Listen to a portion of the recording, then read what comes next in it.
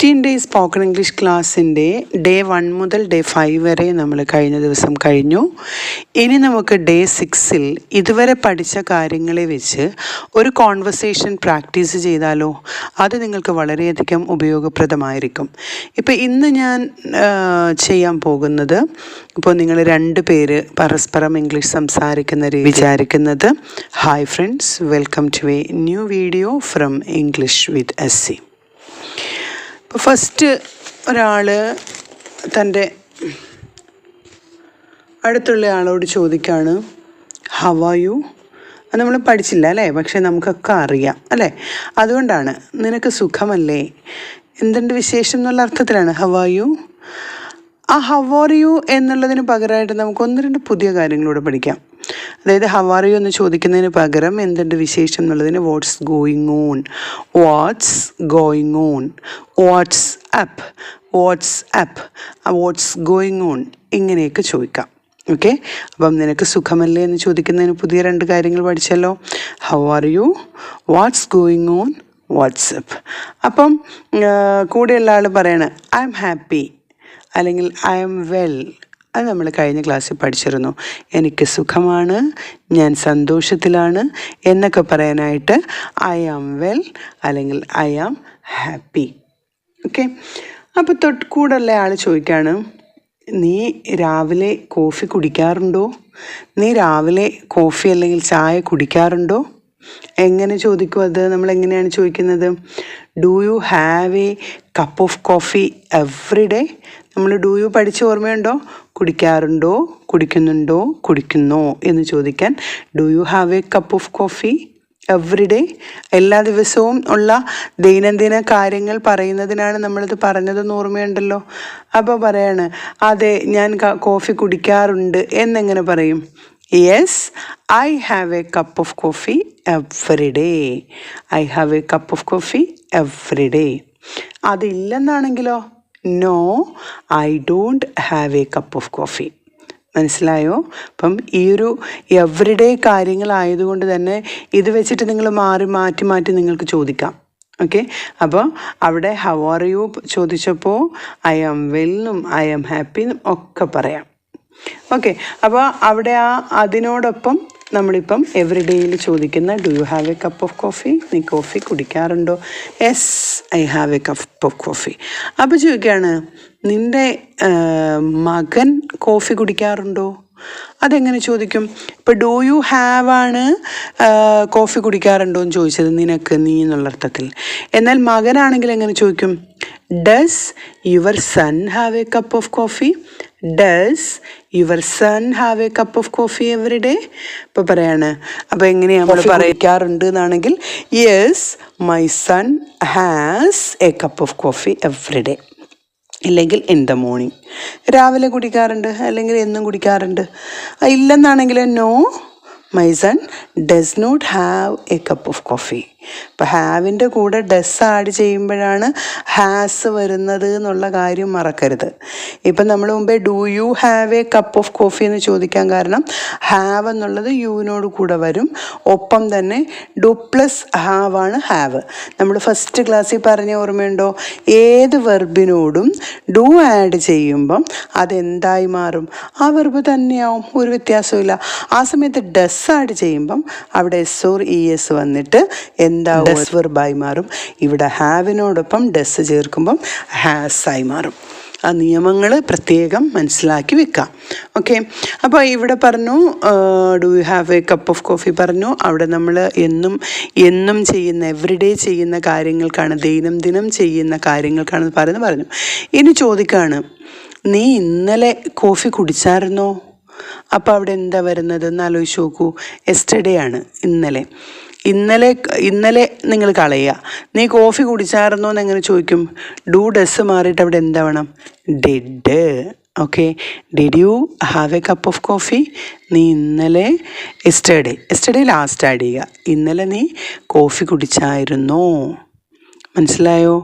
പെട്ടെന്നല്ലേ അത് നിങ്ങൾക്ക് പിടികിട്ടിയോ? ആ ഒരു ട്രിക്ക് മനസ്സിലായോ? അപ്പോൾ ഇങ്ങനെയുള്ള ട്രിക്കുകൾ എൻ്റെ പേഴ്സണൽ ഓൺലൈൻ സ്പോക്കൺ ഇംഗ്ലീഷ് ക്ലാസ്സിലുണ്ട്. അപ്പോൾ അതിനായിട്ട് കോൺടാക്റ്റ് ചെയ്യേണ്ടവർ അത് വളരെ ക്രമമായി 1 മണിക്കൂർ വീതമുള്ള വളരെ വ്യക്തമായ വീഡിയോസും ലൈവ് ക്ലാസ്സസും ഒക്കെയാണ്. അപ്പം നിങ്ങൾ അത് കോൺടാക്റ്റ് ചെയ്യേണ്ട ഒരു നമ്പറിൽ ഒന്ന് എന്നുമായിട്ട് വാട്സപ്പിൽ ഒന്ന് കോൺടാക്റ്റ് ചെയ്യണം കേട്ടോ. അപ്പോൾ നോക്കൂ, ഇന്നലെ നീ കോഫി കുടിച്ചായിരുന്നോ എന്ന് ചോദിക്കുമ്പം did you have a cup of coffee? നമ്മൾ ആ ഡൂൺ ഡെസ്സും മാറിയിട്ട് അവിടെ ഡിഡായി. അപ്പം ഞാൻ കുടിച്ചായിരുന്നു.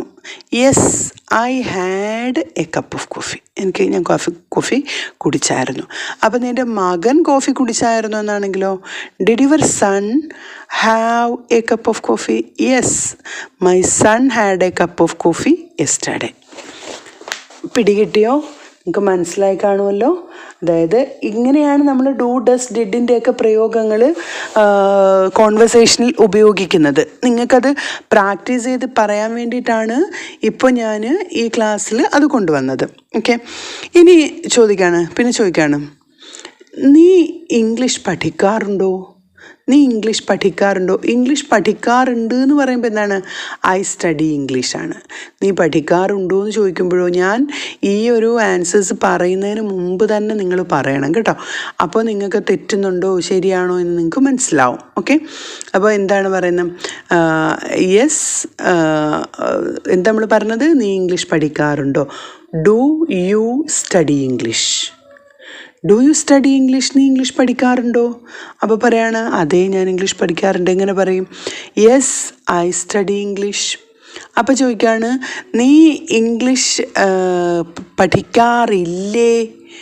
അപ്പോൾ ഈ ഡു എന്നുള്ളത് എന്തായി മാറണം? ഡോണ്ടായി മാറണം.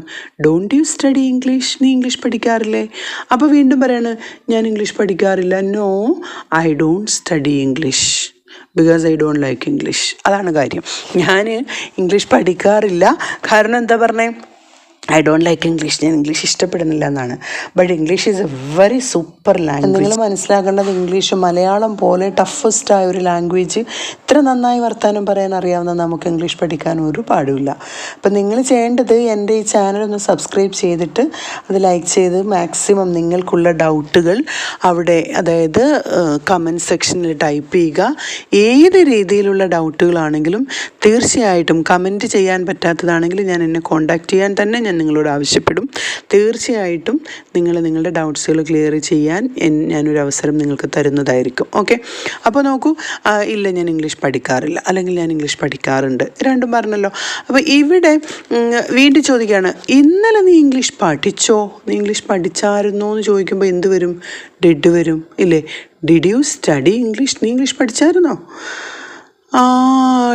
യെസ് ഞാൻ പഠിച്ചായിരുന്നു. Yes I studied English yesterday.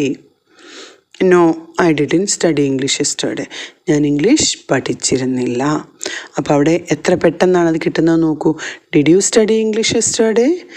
No I didn't study English yesterday. Yes I studied English yesterday. ഇനി നീ ഇന്നലെ എന്താണ് പഠിച്ചത് എന്നാണെങ്കിലോ what did you study yesterday? ആ ഡിഡ് യു സ്റ്റഡിയുടെ മുമ്പിൽ വാട്ട് ചേർക്കുക. What did you study yesterday? നീ എന്താണ് ഇന്നലെ പഠിച്ചത്? ഓക്കെ, അപ്പോൾ ഇവിടെ ഇങ്ങനെ നമ്മൾ സംസാരിക്കാനൊരു തുടക്കം. ഇതിന് കൂടെ തന്നെ നമ്മൾ മറ്റൊരു കാര്യം എന്ന് പറയുന്നത്, ഇപ്പം ഞാൻ ചോദിക്കുകയാണ് നിനക്ക് ഇംഗ്ലീഷ് പഠിക്കാൻ കഴിയുമോ? ഇപ്പം നമ്മൾ കഴിയുമോ എന്നൊക്കെ നമ്മൾ ഡേ 2 ക്ലാസ്സിലാണെന്ന് തോന്നുന്നു പഠിച്ചിരുന്നു. അപ്പോൾ അതെങ്ങനെ വരും? ഇംഗ്ലീഷ് പഠിക്കാൻ കഴിയുമെന്ന് വരുമ്പം യു ക്യാൻ സ്പീക്ക് ഇംഗ്ലീഷ് വരും. കഴിയുമോ എന്നാണെങ്കിലോ ക്യാൻ യു സ്പീക്ക് ഇംഗ്ലീഷ്, അല്ലെങ്കിൽ ക്യാൻ യു സ്റ്റഡി ഇംഗ്ലീഷ്. എന്നാൽ ഞാൻ ഇംഗ്ലീഷ് പഠിക്കാം എന്നാണെങ്കിൽ എങ്ങനെയാണ് നമ്മൾ പഠിച്ചത്? പഠിക്കാം എന്നുള്ളതിന് ഷോളാണ്. Yes I shall study English. ഞാൻ ഇംഗ്ലീഷ് പഠിക്കാം. എന്നാൽ എനിക്ക് ഇംഗ്ലീഷ് പഠിക്കേണ്ടതുണ്ട് എന്ന് പറയുകയാണെങ്കിലോ yes I have to study English. എനിക്ക് ഇംഗ്ലീഷ് പഠിക്കേണ്ടതുണ്ട്. അപ്പോൾ ഈ വിവിധ ശൈലികളിലുള്ള കാര്യങ്ങളെ ഒന്നിച്ച് കോറിലേറ്റ് ചെയ്ത് കൊണ്ടുവന്ന് കോൺവെർസേഷനിലേക്ക് ആഡ് ചെയ്യുമ്പോൾ തീർച്ചയായിട്ടും സംസാരിക്കാൻ പറ്റും. അപ്പോൾ ഇനി നമ്മുടെ അടുത്ത് നിൽക്കുന്ന ആൾ ചോദിക്കുകയാണ് നിങ്ങൾക്ക് നിങ്ങളുടെ ഫാമിലിയും നിങ്ങളുടെയും റുട്ടീൻ ദിനചര്യയെ പറ്റി ഒന്ന് പറയാമോ? Can you speak something about your routine or the routine of your family? ഇപ്പോൾ പറയാണ് നിങ്ങൾ തന്നെ ഇങ്ങനെയുള്ള ക്വസ്റ്റ്യനുകൾ ചോദിക്കുമ്പം നിങ്ങൾ തന്നെ അതിനുത്തരങ്ങളൊന്ന് കണ്ടുപിടിക്കാൻ ശ്രമിക്കണം. അപ്പം നിങ്ങൾ പറയാണ് ഞാൻ രാവിലെ 5 മണിക്ക് ഉണരുന്നു. എങ്ങനെ പറയും? ഉണരുക എന്നുള്ളതിന് വേക്കപ്പാണ്. I wake up at 5 AM every day. എല്ലാ ദിവസവും ഞാൻ 5 മണിക്ക് ഉണരുന്നു, അല്ലെങ്കിൽ 5 മണിക്ക് ഞാൻ ഉണരാറുണ്ട്. മനസ്സിലായോ? ഇനി ഞാൻ 5:30 എഴുന്നേൽക്കുന്നു, അല്ലെങ്കിൽ 5:30 എഴുന്നേൽക്കാറുണ്ട്. I get up at. വേക്കപ്പും ഗെറ്റപ്പും മനസ്സിലാക്കുക. വേക്കപ്പ് ആകുമ്പം ഉണരുകയാണ്, ഗെറ്റപ്പ് ആകുമ്പോൾ എഴുന്നേൽക്കാണ്. ഐ ഗെറ്റപ്പ് അറ്റ് എത്ര മണിക്കാണ്? 5:30 AM എവ്രി ഡേ. ഞാൻ എല്ലാ ദിവസവും എത്ര മണിക്ക് എണീക്കും? 5:30ക്ക് എണീക്കും. എന്നിട്ട് പറയണേ പിന്നെ ഞാൻ എൻ്റെ ബെഡ് വൃത്തിയാക്കും. Then I make my bed. ഞാൻ എന്ത് ചെയ്യും? എൻ്റെ ബെഡ് വൃത്തിയാക്കും. പിന്നെന്താ ചെയ്യുന്നേ? Then what do you do? എന്താ നീ ചെയ്യുന്ന? എന്തായിരിക്കും? ഞാൻ ബ്രഷ് ചെയ്യാറുണ്ട്. Then I brush my teeth. പിന്നെയോ? Then I go to prayer. I go to prayer. പ്രെയറിന് വേണ്ടി ഞാൻ പോകുന്നു. ഓക്കെ.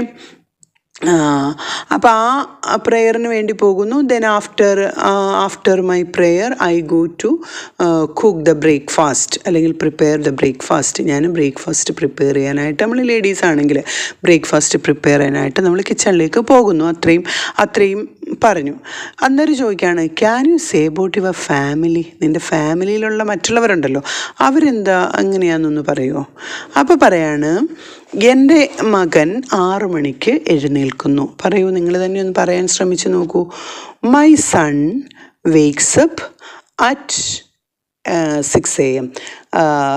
ഞാൻ എൻ്റെ കാര്യം പറഞ്ഞപ്പം വേക്കപ്പാണ് പറഞ്ഞത്, എന്നാൽ എൻ്റെ മകൻ്റെ കാര്യം പറഞ്ഞപ്പം വേക്സ് ആണ് പറഞ്ഞത്, വേക്സ് അപ്പ്.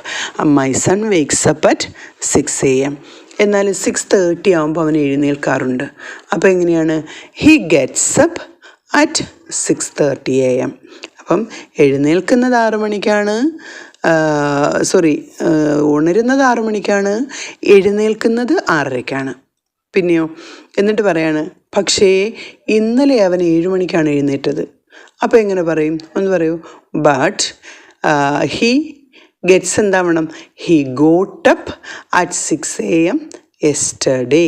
ഇന്നലെ അവൻ എഴുന്നേറ്റത് 7 മണിക്കാണ്. മനസ്സിലായോ? അപ്പോൾ ഇവിടെ നമുക്ക് പിന്നെ എന്താണ് സണ്ണിൻ്റെയും എൻ്റെയും പറയുന്ന വ്യത്യാസങ്ങൾ ശ്രദ്ധിക്കൂ. എന്നിട്ട് പറയാണ് അവൻ പിന്നെ എഴുന്നേറ്റ് പല്ല് തേക്കുന്നു, ദെൻ ഹി ബ്രഷസ്, പിന്നെ കുളിക്കുന്നു, ദെൻ ഹി ബാറ്റ്സ്, പിന്നെ അവൻ പ്രെയറിന് പോകുന്നു, then he goes to prayer. Okay. എന്നിട്ട് പറയാണ് അവൻ എല്ലാ ദിവസവും ക്രിക്കറ്റ് കളിക്കാറുണ്ട്. He plays cricket every day. ഞാൻ ഈ പറയുന്ന മലയാളത്തിനനുസരിച്ച് നിങ്ങൾ ഇംഗ്ലീഷിലേക്ക് പറയാം. Every day he plays cricket, അല്ലേ? ഇനി ചോദിക്കുകയാണ് നീ എല്ലാ ദിവസവും പ്രെയറിന് പോകാറുണ്ടോ? Do you go to prayer every day? നീ പ്രെയറിന് എല്ലാ ദിവസവും പോവാറുണ്ടോ? അപ്പോൾ പറയാം ഞാൻ എല്ലാ ദിവസവും പോവാറുണ്ട്. Yes, I go to prayer every day. അന്നേരം ചോദിക്കുകയാണ് ഇന്നലെ നീ പ്രെയറിന് പോയായിരുന്നോ? Did you go to prayer yesterday? ഇന്നലെ നീ പ്രെയറിന് പോയായിരുന്നു. യെസ്, ഞാൻ പ്രെയറിന് പോയിരുന്നു. എങ്ങനെ പറയും? Yes, I went to prayer yesterday. ഇന്നലെ പോയില്ലെന്നാണെങ്കിലോ? No, I did not go to prayer yesterday. നോക്കൂ, ആദ്യം നമ്മൾ യെസ് പറഞ്ഞപ്പം ഡിഡും ഗോയും കൂടെ ഒന്ന് ചേർത്ത് വെൻറ്റ് പറഞ്ഞു. പക്ഷേ നോട്ട് ആഡ് ചെയ്യേണ്ടപ്പം ഡിഡും ഗോയും കൂടെ വ്യത്യാസപ്പെടുത്തി അവിടെ നോട്ട് ആഡ് ചെയ്തു.